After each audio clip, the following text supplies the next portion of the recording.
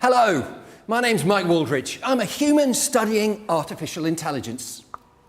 Hello, I'm Ada, the artist robot, and I create art that helps people consider the future.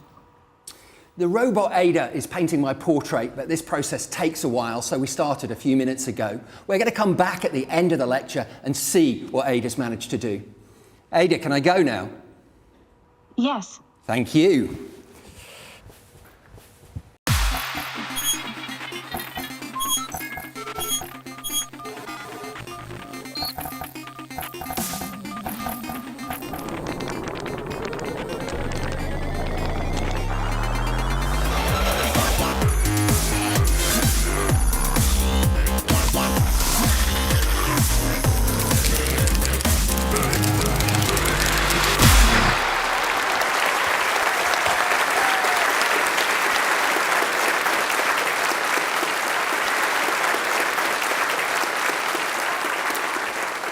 Hello and welcome to the first of the 3 Royal Institution Christmas Lectures, an event supported by CGI, in which we'll see what artificial intelligence is, how it works, and how it's shaping our world. We're entering an era where intelligent machines can do things that seemed impossible just a few years ago. And the pace of change of this new AI is surprising even the scientists that built it. And this new AI was made possible by artificial neural networks inspired by the structure of the brain. And our story starts with this. This is a human brain. Of all the wonders in the universe, this is the greatest.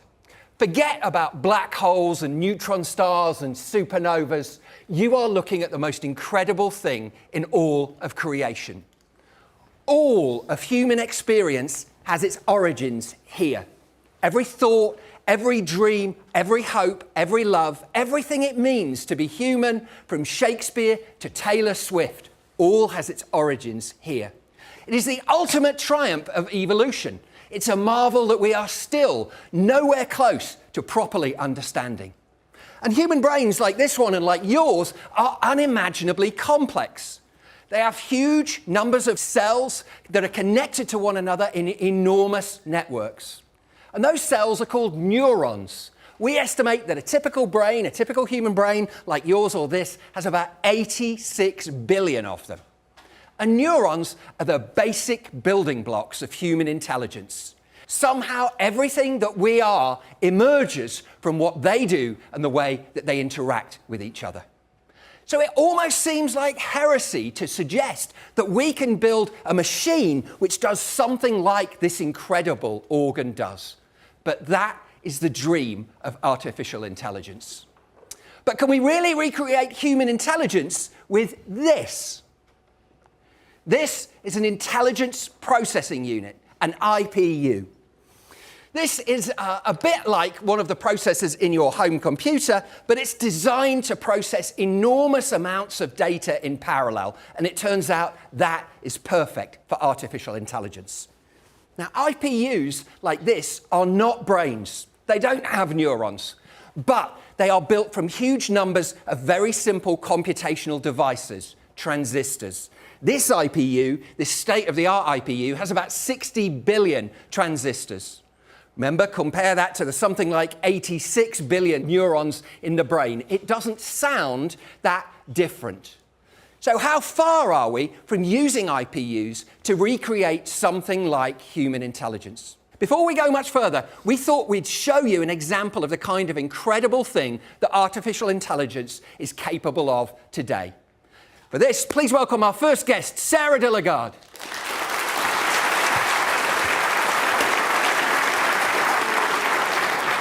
Hello, Sarah, and welcome. Welcome to the Christmas Lectures. Now, Sarah, you have a truly remarkable story. Will you share that with us? Yes, of course. So, just about 12 months ago, I was in a terrible train accident, and as a result, I lost my right leg below the knee, and I lost my arm above the elbow. Oh, wow. And so you've been fitted with a prosthetic arm. Those are nothing new, but what makes this one special? So this one's pretty special because this is what we call a bionic arm. and it's powered by artificial intelligence. Okay, now I understand at this point you've got a party trick to show us involving a can, is that right?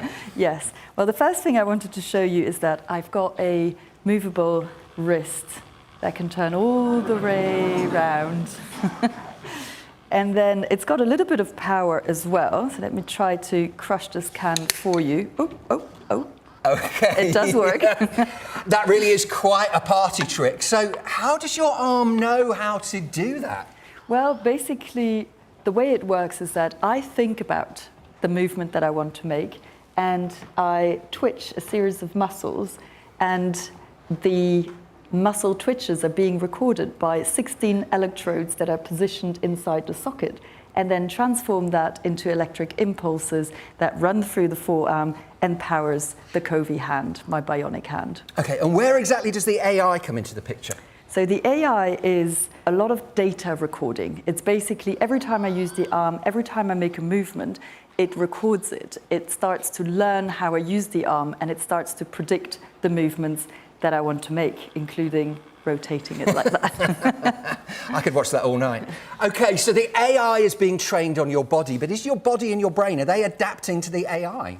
So I did have a lot of training to understand, because it's very different to think about a movement, and it's more difficult to control it when it is bionic. But when I take the arm off at night and I recharge it like an iPhone, then I miss it. How would your life have been like without this arm? Well, I have to say that this world is being designed for people with two hands, everything. Think about the zipper on your coat, for example, or on your bag, on your rucksack. Think about a parcel, a packaging. For everything, you need to have two hands, one to hold it down and the other one to rip off the lid on something. And with the arm, it helps. Okay. Now, this technology is evolving. AI is moving very fast. What do you hope this arm is going to be able to do in the future? So I really hope that this is going to evolve, become even more performant, because the idea is that at the moment it takes me about 10 seconds to think about a movement and then execute it. That's the AI part that hopefully will reduce that time and become instantaneous, like my other hand. So as the AI gets better and better, that's going to help you in your life? And I really dream that one day I can go back to riding a bike, and if I'm lucky, maybe I can drive a car again. Sarah, that is a truly remarkable story. Thank you so much for sharing it with us. Thank you, Sarah.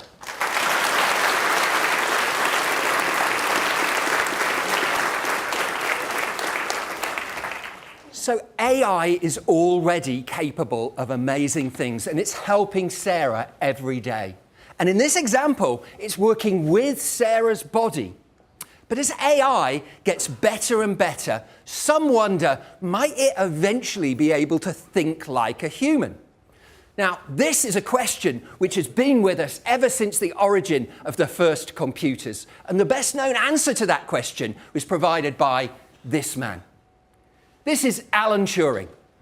You may have heard of Turing through his code-breaking work for the Allies in World War II.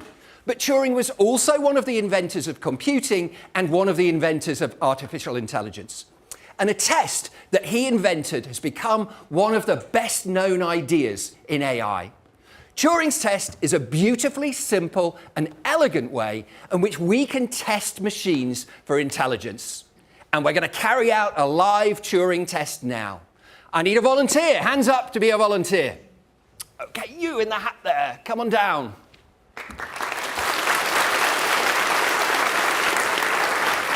Okay? Come and stand here. Hello, what's your name? Xanthi. Xanthi. Okay, thanks for joining us, Xanthi. We are going to test you to see if you are a human being. Okay, that's nothing to be alarmed at. The team are going to take you backstage. We're going to see you shortly. Just follow their instructions. Thank you, Xanthi.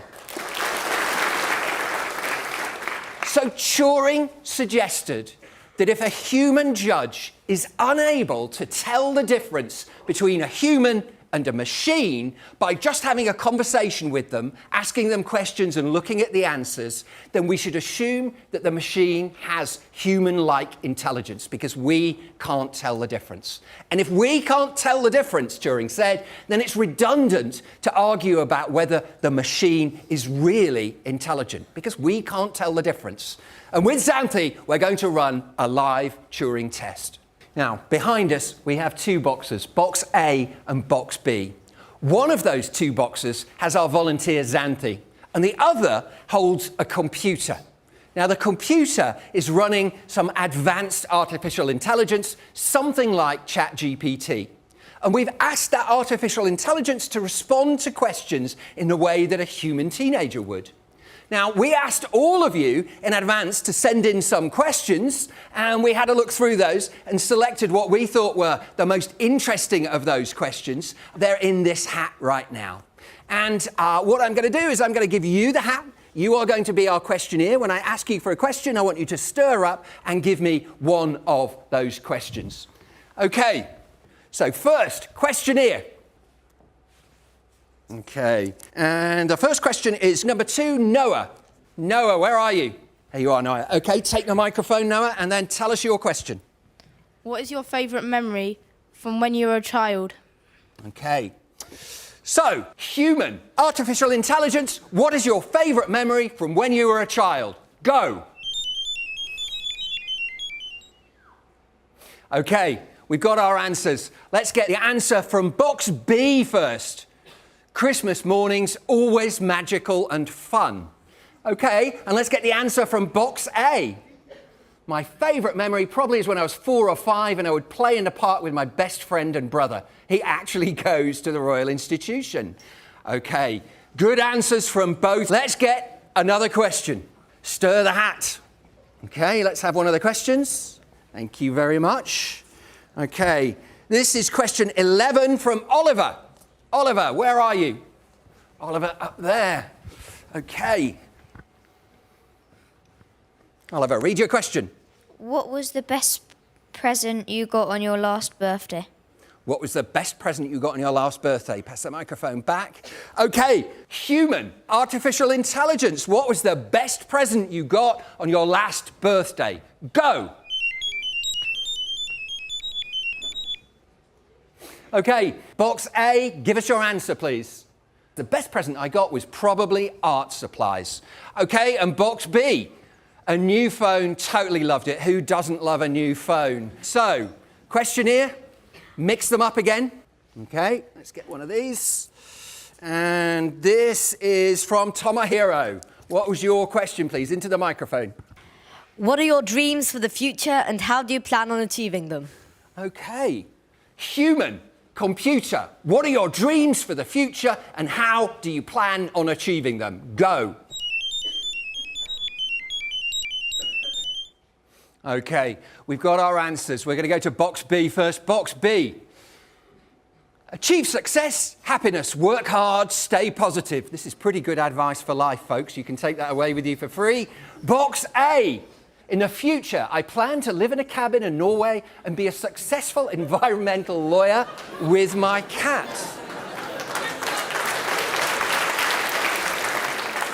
Okay, we're done with our questions. Now, you are the judges. You have to decide which is the human. That's what we're asking you. If you think the human is in box A, put your hand up now, okay? Okay, that's quite a lot of you think the human is in box A. I'm looking up into the stalls. There's quite a lot there. If you think the human is in box B, put your hand up now. Okay, there's a couple of people. I'm getting only a couple of hands. So I think the overwhelming majority of you think the human is in box A, right? Well, let's take a look. Let's see what's in box A. And it's Xanthi!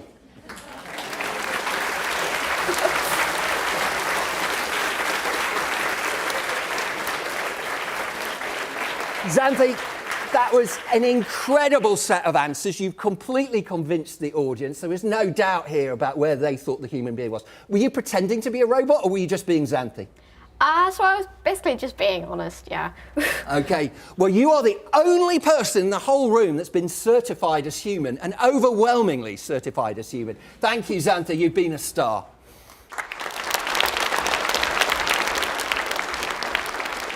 So we're going to take a look, before box B goes, we're going to take a look and see what's inside box B.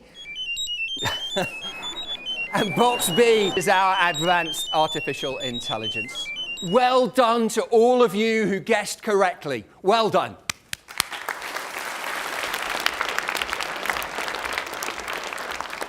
Important though it is, most AI scientists today don't think that the Turing test is the end of the story for artificial intelligence. Even advanced AI can't necessarily pass the Turing test today. Turing's test only looks at language, and as we saw earlier with Sarah, you can do infinitely more with AI than just have a conversation with it. But the surprising thing is that some things that we find really hard as human beings turn out to be really easy for AI, and some things that are very hard for AI are incredibly easy for us. So we're going to have a little illustration of this. We're going to play the Can AI Do It game, and I need a volunteer. So let's have some hands up, some volunteers. Okay, you, come on down. Stand here. What's your name? Naranjin. Okay, thank you very much for joining us. Now, we're going to play a little game, and I'm going to ask you to look at the screen. And what's going to happen is I'm going to show you some tasks that we might want AI to do for us, and I just want you to tell us whether you think AI can actually do them or not. Okay, is that clear? Yeah? Okay, so let's start with a maths problem. Okay, folks, look at this. Hands up if you think you can do this in the audience. Anybody? Couple of moderately, oh yes, some very confident people up here. What about you? Do you think you can do that one? I can't do that. You can't do that one. Okay, so turn around, face the audience. So do you think that AI can solve that equation? Yeah. You think AI can solve that equation? Okay, well, you're absolutely right. AI can solve it quite easily, and this, as it turns out, is the answer. Folks, you can check that when you get home. You can do, that's your homework for tonight. So most people, I think most of you in the audience, find maths problems like that really quite hard. Now let's look at a problem that's a lot closer to home. Okay, what's this? This is a messy bedroom. Is that your bedroom? No. No, well, I'm very glad to hear it, but actually that's AI-produced image of a messy bedroom. So, do you get asked to tidy up your bedroom? Yeah. Yeah, we all get asked to, I get asked to tidy up my bedroom. I'm nearly 60 years old.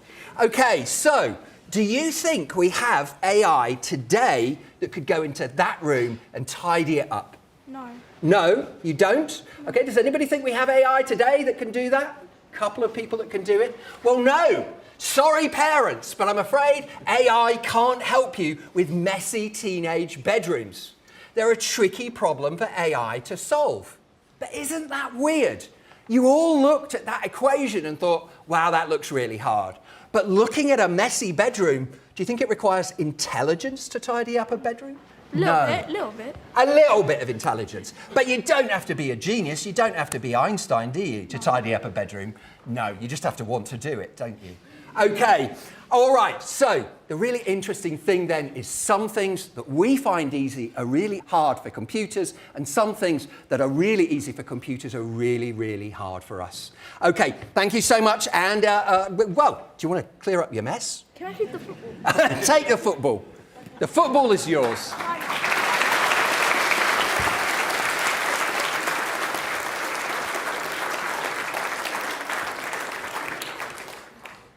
We've learned an important lesson about AI.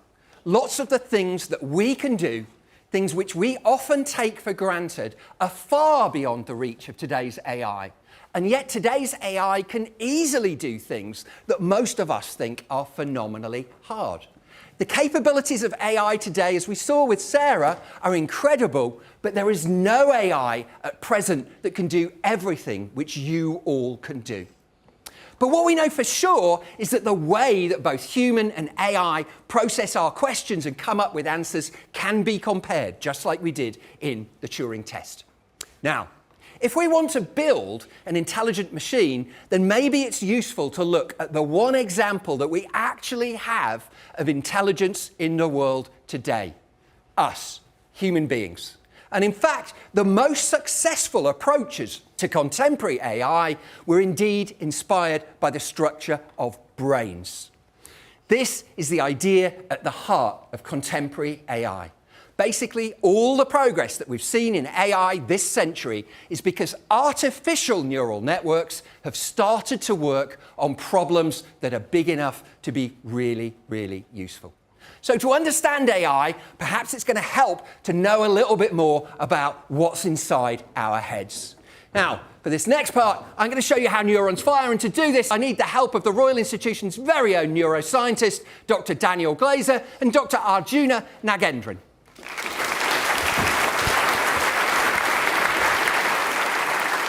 Daniel, we're talking about neurons. Did you happen to bring a neuron with you? I did bring a neuron, Mike. Neuron is just a nerve cell, and it's a cell that produces electrical signals.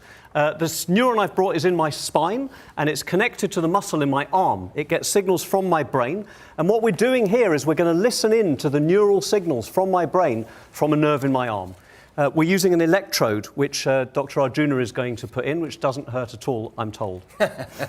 OK, Arjuna, can you tell us a little bit about what you use this equipment for? Yeah, so EMG, or electromyography, is used to give us an insight into nerve and muscle function, and also when things go wrong. So, let's get this ready. Okay. So, Daniel, just relax the arm. So that sound you can hear is a few spikes from the neuron in my arm. It's being controlled by my brain.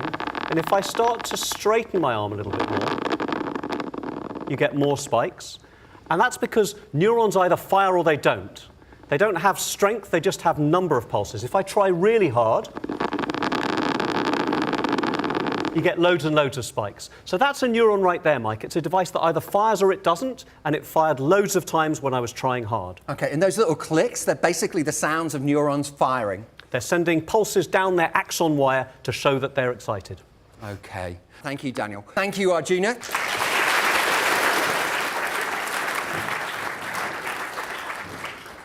So now we know what neurons are. They are cells that relay electrical signals in our brains, just like the brain we saw earlier, but also in our bodies, as we saw in the demo there with Daniel.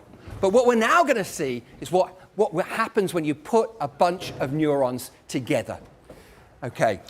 So this is a microscope, Mike, and George is going to turn it on. We've got a dish, if you can pass me one of those there, which is inside it, and in it are human neurons. Now, we haven't got them from grown-up people. We've grown them in a lab. We've reprogrammed their DNA using AI, Mike, and they've grown in this dish. And because they're neurons, what they've done is they've connected themselves up into networks. They are firing all on their own, and if we look at the screen over here, Mike, we should be able to see these neurons firing. So those green dots that you can see are human neurons that have grown in the dish. And if you look very carefully, you can see little glimmers as they send signals to each other. Yep, did you see that firing there? And the electrical pulse there. These are just neurons in a dish, but they can't help themselves. They've connected themselves up together and they're firing. OK, so what we've got is these neurons, each of these green dots is a neuron. They're connected in networks and they're sending signals to one another, just like we saw in your muscles. That's really beautiful demo. Fuad from BitBio, thank you so much for joining us. George from King's College, thank you so much for joining us. Thank you, Daniel.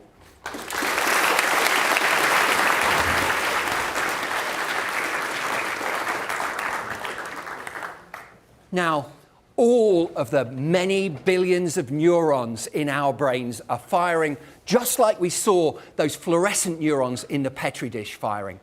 But what is each individual neuron actually doing, and how do they come together to create intelligence? How can they make decisions? To explain, please welcome scientist Steve Mould.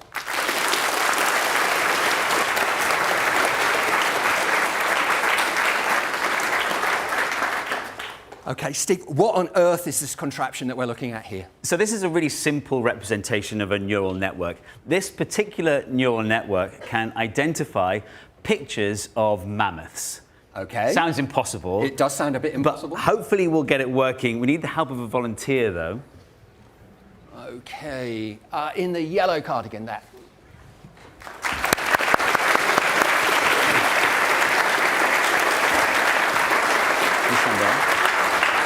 OK, what's your name? Rahel. Hello, well, welcome. OK, Steve. So, I'm going to show you a picture. I'll reveal it to you. No one else is going to see it. It's going to be one of the images on the screen here. I'll just quickly reveal it to you. You ready? OK, you take that. So, I need to think about two things. How hairy was the animal in the picture, and how big was the animal in the picture? I want you to think about those things in terms of like a scale of 1 to 10 while I explain what's going on over here, okay? So we've got these two containers that we can pour water into through these funnels. You can think of these like neurons. So this needs to be able to identify if something is hairy or not. This needs to be able to identify whether an animal is big or not. We'll start with hairiness. Question 1, on a scale of 1 to 10, how hairy was the animal in the picture I showed you?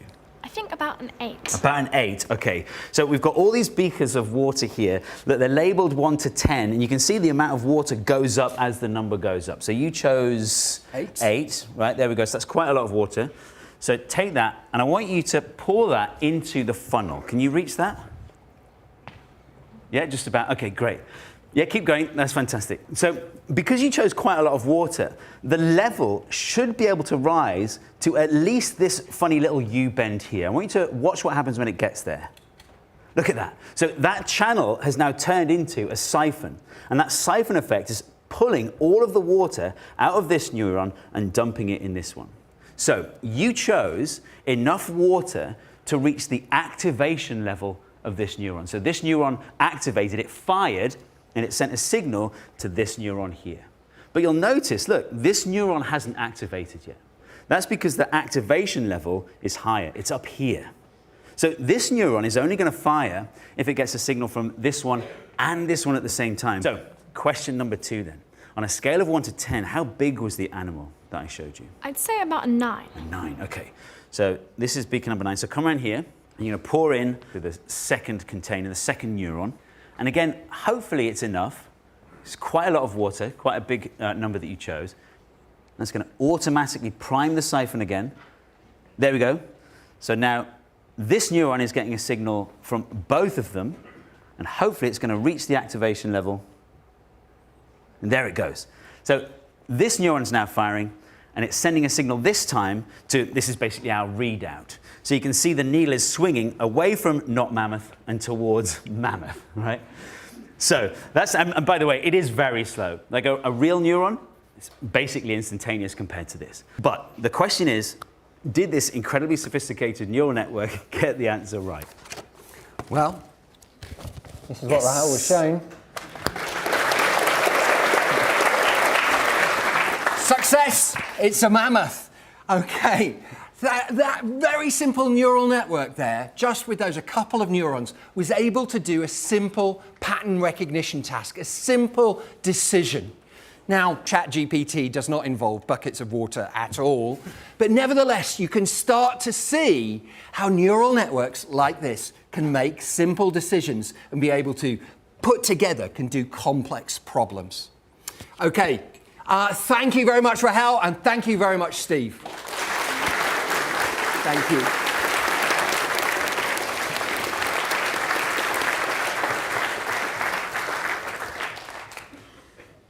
Now, we wouldn't be able to build a physical network with buckets of water that can represent all the tens of billions of neurons that are in our brain. They make literally trillions of connections. We couldn't connect together with pipes like that. But this century, we've been able to use the power of modern computers to build networks like this using software. And these are artificial neural networks. And they contain billions of neurons arranged into layers with those software neurons communicating just like we saw in the Petri dish, but also just like we saw in Steve's experiment. So how do we design neural networks out of software to be able to recognize a face or to play a game? The simplest way that we do this is with what's called supervised learning. And supervised learning works by us labeling things for the computer so that it's able to learn and recognize them on its own. We train AI like this every day. Whenever you upload a picture of yourself or your friends onto social media and you label it with your name or their name, what you're doing is you're providing training data for the AI of the social media company so that it will be able to recognize you and your friends in the future. To build AI that can do things for us, it needs data. Without data, we wouldn't have the powerful AI systems that we have today. And data about people, about you and me, is a really precious commodity for the companies that want to build AI. But as well as supervised learning, there's another way that AI learns. And to demonstrate it, I need the help of machine learning scientist Safa Abbas.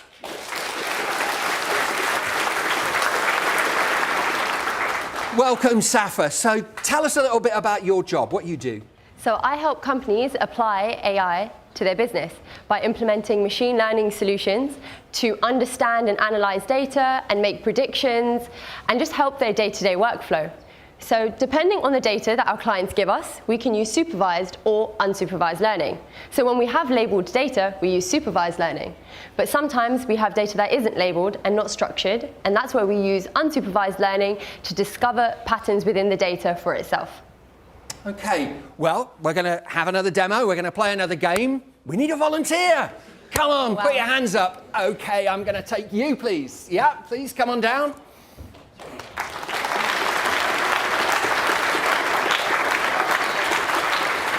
Hello and welcome. What's your name? Khadija. So you go in the middle. So, Safa. Yes, so this conveyor belt is going to bring out a bunch of objects that are going to represent our data set. And what I need you to do is to organize them into 3 categories. But you can choose to do it however you like. You have about 15 seconds for this task. So if we just let the objects come out. You just organize them how you think they're best organized. Okay, I see where you're going with that.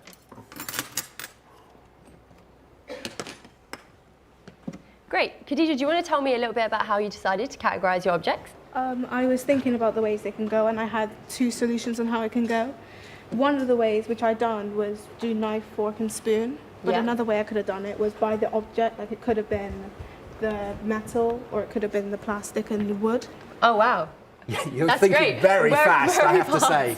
This is very impressive. Safa. Okay, great. So now what we're going to do is complicate the task a little bit by bringing out some more objects. So we're making our data set bigger, and I want you to do the same thing. Over to you. No time limit on this one because there's a lot more objects for you to look at.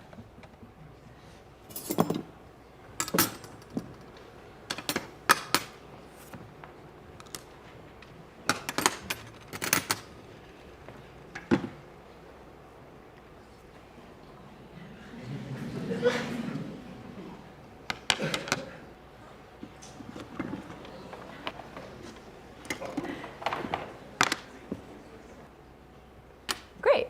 Okay, thank you, Khadija. So do you want to tell me again how you decided to categorize these? This one was more complicated, but I decided to think a bit more outside the box. This one is for metals.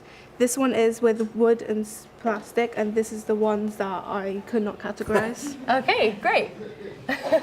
Thank you so much. So this is a really, really simple way of demonstrating how unsupervised learning works. So Khadija here kind of represents our algorithm that is observing the data and learning patterns within the data and then categorizing it. Yeah? Okay, so there's one more thing to do. We've got a random object, and we're just going to test our algorithm as it's been trained. And just this random object, where would you put it? Okay, great. So it fit into your kind of other not wood, not metal category. Okay, great. Thank you so much. Okay. Thank you, volunteer. You're wonderful, and you were thinking very quickly on your feet there. Okay, Safa, so when is unsupervised learning? I mean, we saw that if you could label data, you can do really quite powerful things. So when do we need unsupervised learning? Yeah, exactly how you said. So supervised learning, we need kind of a ground truth. When we train, the algorithm will learn what's right and wrong from the data, but we don't always have that. In the case of this data set where we kind of had no rules, we didn't know which way to categorize it, the algorithm can learn to find the best pattern. And sometimes we work with really, really large data sets that are difficult for us as humans to label, and also difficult for us to recognize patterns in. So yeah, this is where we kind of use unsupervised learning, where we want to understand our data without obviously knowing what we're working with. Okay.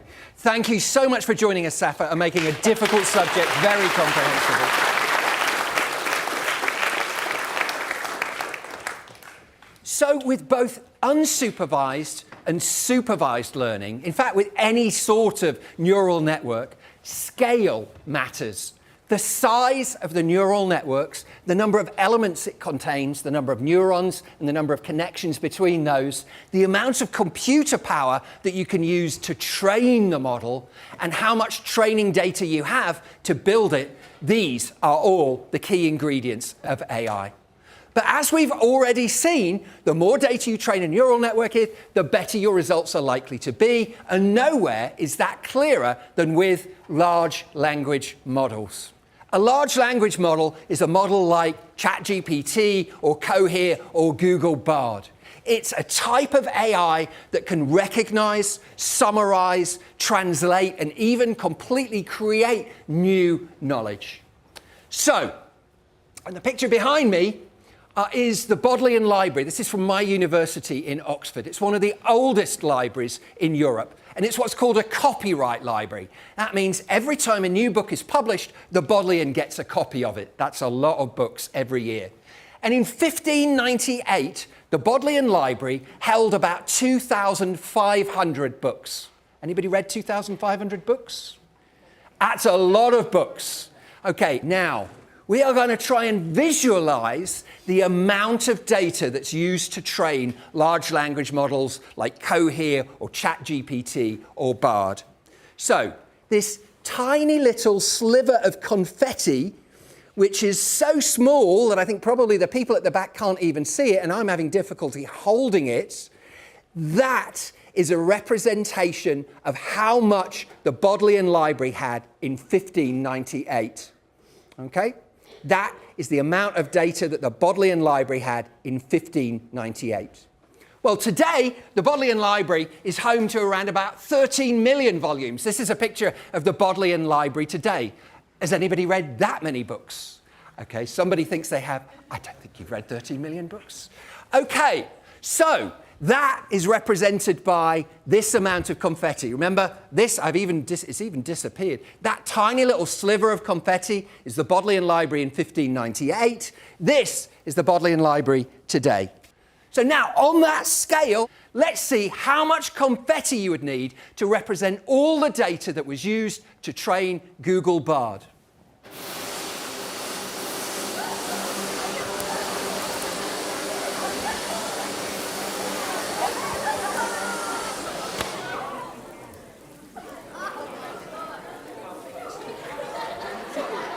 That's a lot of confetti. That's an awful lot of data.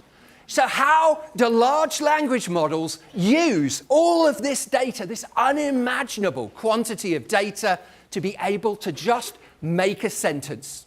To understand that, we're going to play a game, and this is called the prompt completion game. Okay, now, we've got two teams that are playing this, Team 1 over here and Team 2 over here. And all they're going to do, these two teams, is construct a sentence. And they're going to do that one word at a time. You, in column A, in column 1, as you pass the piece of paper down, you're going to write a word, but you only see the last word that was written down. So you're going to fold the paper over so that the person in front of you only sees the last word that was written. You, on this side, you're going to do the same thing, but we're not going to fold the paper, so you are going to see the whole of the sentence. And what we want you to do is just construct the best possible sentence that you can.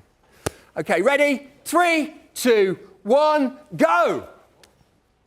Okay. The game that we're playing here illustrates the way that language models work. All they try to do is to predict the next word that comes after the words before it.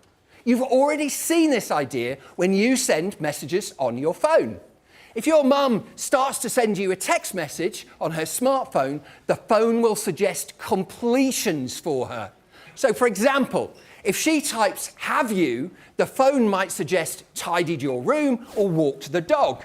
So the phone has learned that after she types "have you," that the likeliest next things for her to type are either tidied your room or walked the dog. Here, your phone is doing just exactly what a large language model does. The difference is the scale, the unimaginable scale of data that these models are used to train on. Okay, we've finished, so let's come over here. Now remember, this is the column that did not get to see all the sentence before. They just got to see the last word. So let's see what genius you came up with. The boat sails fast. Car wash. Bomb explosion. Happening on an elephant. Your parents must be so proud, column 1. Let's see how column 2 did. Okay. The cat is mean and it paper cut on the table because of. Okay, better, but guys, that's not Shakespeare, I'm afraid. I'm really sorry. I don't think we're going to be seeing any New York Times bestsellers from column 2. But nevertheless, they did a better job than column 1. Column 1's made no sense whatsoever. Sorry, column 1. It didn't make any sense whatsoever. But we set you up to fail there. There was no way that you were going to produce a sensible sentence if all you saw was the last word. Now, one of the reasons that large language models like ChatGPT and Bard and Cohere have started to work in the last few years is that they are designed to process whole sentences, not just one word at a time. And as we saw in our game, it's much easier to make a good guess about the words that come next if you see the whole of the sentence. And it sounds obvious, but the AI technology to make that happen was only invented in 2017. It's a neural network architecture called transformer architectures that was invented by Google. But okay, I've explained to you now how large language models like ChatGPT work. Do you think they understand what they're doing? I have to tell you, I don't. Large language models don't understand the meaning of the sentences that they are constructing. So how do they determine which words are most likely to come next in a sentence? To answer this, please welcome from Cohere, Serafina Goldfarb-Tarrant.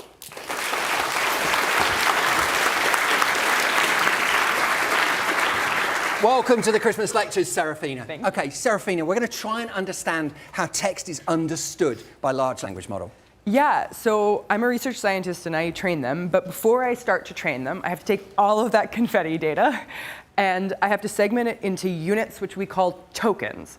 And then you have all of that data, and then the language model gets what the word is based on the context it appears in, and then you can take one of those words and you can plot it into a space. That's what we're going to do now.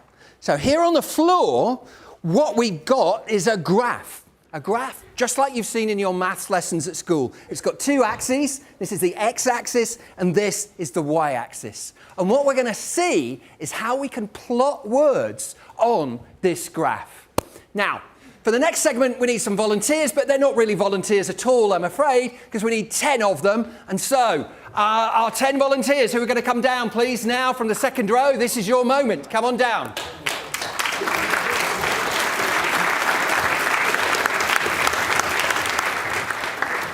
Okay, volunteers, so stand in the graph. And now, number 10, just come and stand over here. Your moment in the sun will be in a few minutes' time. Put your animals on so we can see your animals. Okay, we're going to play a game. You're going to stand inside the axes of this graph to see how you can be plotted. And what I want you to do is just this. I want you to stand close to animals that you are similar to, and as far away as possible from animals that you aren't similar to. Got it? So let's count them down. 3, 2, 1, go!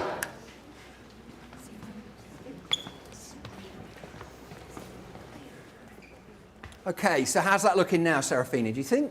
Yeah, so it looks like we have the cat, tiger, lion group over here, which is like feline-ish. The wolf, fox, dog group over here. so canine-ish, and then the donkey, zebra, horse group over here. So, you've just arranged yourself by putting ideas that are similar close to one another in this graph. And each of you now has a coordinate in the graph, an X and Y coordinate. That's an X and Y coordinate, which is identifying our cat. This is the X and Y coordinate that's identifying our tiger. This for the lion. So, Serafina, is this what large language models do? Absolutely. So large language models cluster words together that are similar, just like you all have done, by representing those words or tokens as coordinates in space, just like a list of numbers, which we call a vector. Okay, so now, this is your moment in the sun, number 10. You're going to be a very unusual kind of animal. Come forward. You are going to be a toaster. What did you do in the Christmas lectures? I was the toaster. Okay, so same rules for you, right? Stand close to things that you're similar to and as far away as possible from things that you are unlike.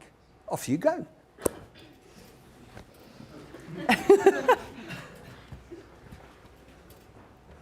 Okay, so number 10. Again, we set you up to fail. A toaster isn't like a horse, it isn't like a tiger, it isn't like a lion, it isn't like any of these things.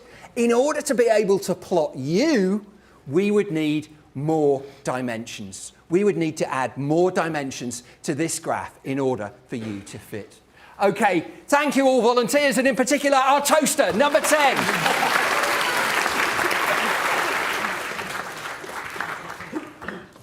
Okay, now, humans like us struggle to think in more than 3 dimensions. But for large language models, we need many more than 3 dimensions. Is that right, Serafina? Absolutely, yeah. So what we noticed in this is that 2 dimensions was clearly not enough, because since the vector coordinates measure how similar things are based on their meaning, like similar meanings are close by, you definitely need way more than 2, right? You can't separate all words based on similarity in just 2 dimensions. So in practice, we use a little over 1,000. 1,000 in the language dimensions? models I train. Wow. Yeah. Okay, that's a lot of dimensions. Okay, so the language models can draw lots of correlations between those different words. Is that right? And what we noticed was that those words, those animals that were similar, had actually very similar coordinates. Is that right? Yep. Okay, so language models don't just work with words, do they? Right? They can work with sentences or documents. Absolutely, yeah. And that's the big innovation that we've had recently. We've been able to extend to much longer context. So here's like a little example of just 2 types of sentences embedded with one of my language models. We've made it in 2 dimensions. This is in 1,000 dimensions, but my computer can't do that. So I've had to project it into 2. Just the same way that we did with the kids and the animals, we've reduced that sentence down to an XY coordinate? Exactly. Okay. Yeah, so here we have, please set an alarm at 6 a.m. And in the similar cluster, let's see, we have alarm time for 12 p.m. Okay, and they're similar sentences. Exactly, and everything in that cluster is kind of alarm focused. And then this cluster over on the other side of the coordinates is like, what and who was I emailed about last week? And maybe all new email messages. So this is almost like the XY coordinates are email versus alarm in this case, but it's embedding the whole sentence. Okay. So large language models reduce text, sentences, documents down to these vectors, these lists of words, and we saw vectors with just 2 dimensions, but in practice they're using many, many more than that. Exactly. Serafina, thank you so much for coming on and explaining this to us. Neural networks that embed word in galaxies like that, plotting their relationships to one another, might also enable us to communicate in ways that we have never thought possible. And to explain, please could you give a warm welcome to the author of How to Speak Whale, Tom Mustill.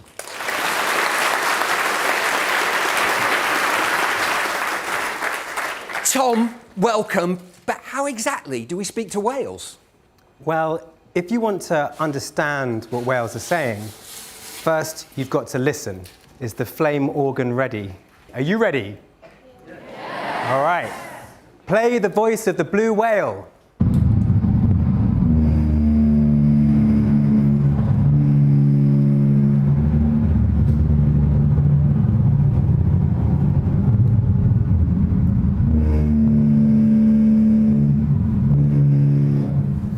Blue whales are the biggest animal on Earth, and they've got the loudest voice on Earth.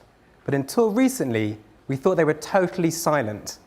Their voices are below human hearing, so we've sped them up and put them through this big subwoofer so you can hear them, and we've also put them through the series of Rubens tubes, which, with the flames, allow you to look at the characteristics of their voices and see their waveforms.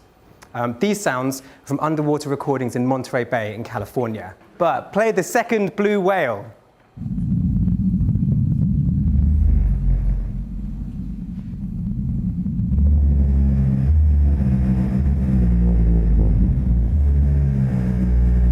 So can you see the shapes or maybe some patterns in these lines of flames?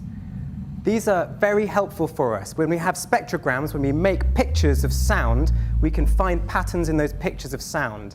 And AI tools are really useful here because it turns out with natural language processing systems and human language, when you plot all the different parts of a language, say with billions of examples into a giant galaxy, you can find hidden patterns in those plots. And AI tools can find these invisible patterns that we can't see, there's no chance that our brains or mind could perceive them, and it can link them to patterns between languages. And things like Google Translate can match the hidden patterns between different human languages and translate between them. Okay, now you prepared a demo for this, Tom, right? Yes. And for all our demos, we need a volunteer. So let's have some hands up for a volunteer. You guys are keen. Okay, you are keen. Where do you want to go, Tom? Who do you want to pick? You. Yeah. Okay, come on down.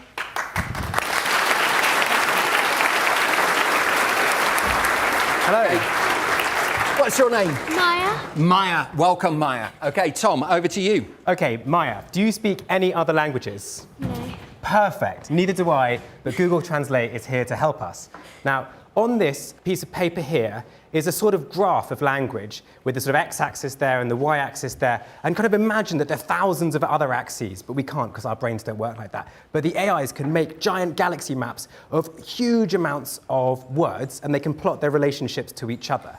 And what we need to do is to identify a pattern in this zoomed-in part of the galaxy map of words in the English language. So I'm going to ask you to find whales. In fact, I'm going to give you a pen. I'm going to ask you, can you please put a circle around whales? Very good. R. Oh, that's the wrong R. Sorry, I should have been like, not like R, not like R like a pirate. More like R. Maybe that R. Sorry. Too many R's. Google Translate does make mistakes sometimes too. And amazing. Okay, so whales are amazing.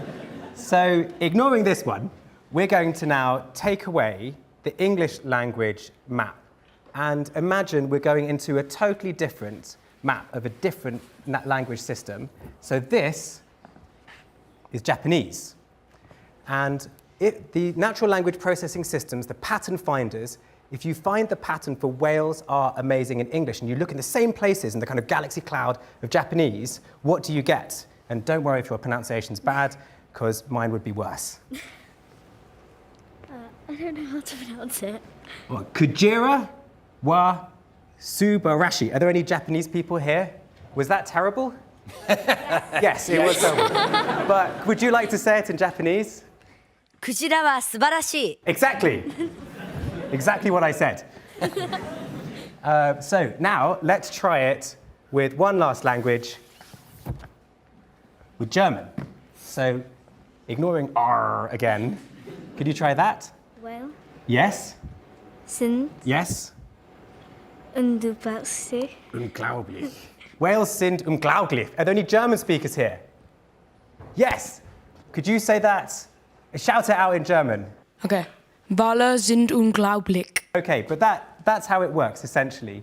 That if you have enough examples of a language and you can make a giant galaxy and you can find the shapes of a certain phrase in them, you can match those shapes between language without even having a dictionary. And that is how Google Translate works. It doesn't have a dictionary and it doesn't even know it's dealing with a language.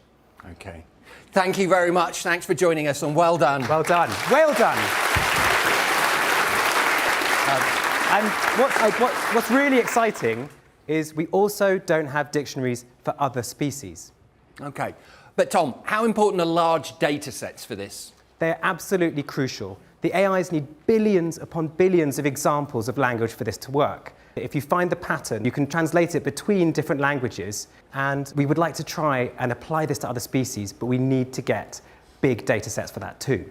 Well, for human languages like English, we have lots and lots and lots of data, as we saw earlier, but whales don't write books. Where are we going to get the data from? We need to get it straight from the whale's mouth, and that is what we've begun to do. I think you were going to show us some videos at this point. Yes, this is really special. Nobody else has seen this video, I think, in the world before. This is fresh from the sea from Dominica.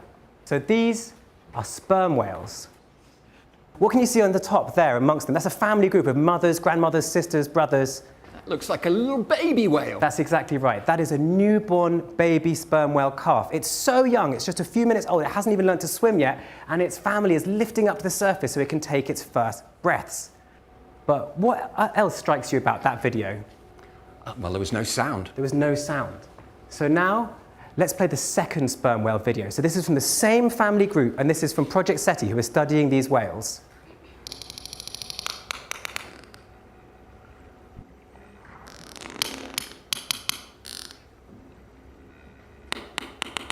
So those clicks you can hear, that is the conversations of these whales.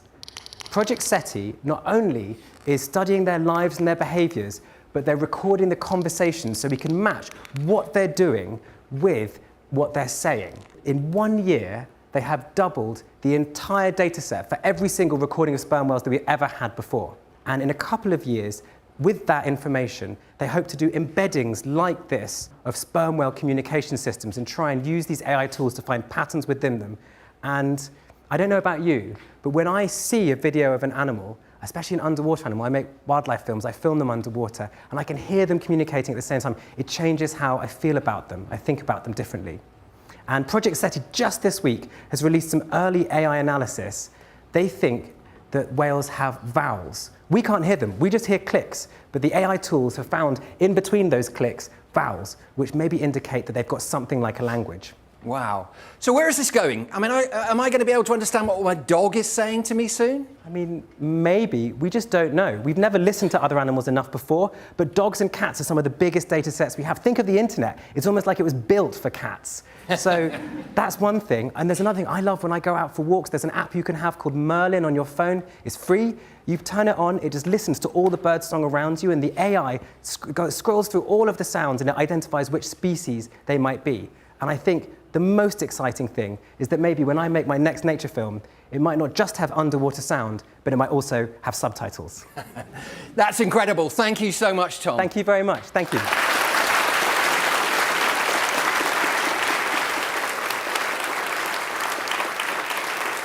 OK. Before we wrap up, let's take a look at what the robot Ada's been doing throughout this lecture. Ada, have you finished my portrait? Nearly there. OK, and what do you think of it so far? I'm quite pleased so far. I hope you like it. I've never had a portrait painted before, Ada. Thank you. In this first lecture, we've gone under the hood of AI to find out how intelligent machines learn. In lecture 2, we're going to have a look at how AI is already being used all around us. We'll look at breakthroughs in computer games, in medicine, and even in art. And we're going to see how ubiquitous AI is in our everyday lives, even though we may not be aware of it. Thank you. AI is here now. Discover the different ways it may already be revolutionising your life in my exclusive interview. To watch, head to bbc.co.uk/RI and follow the links to the Open University.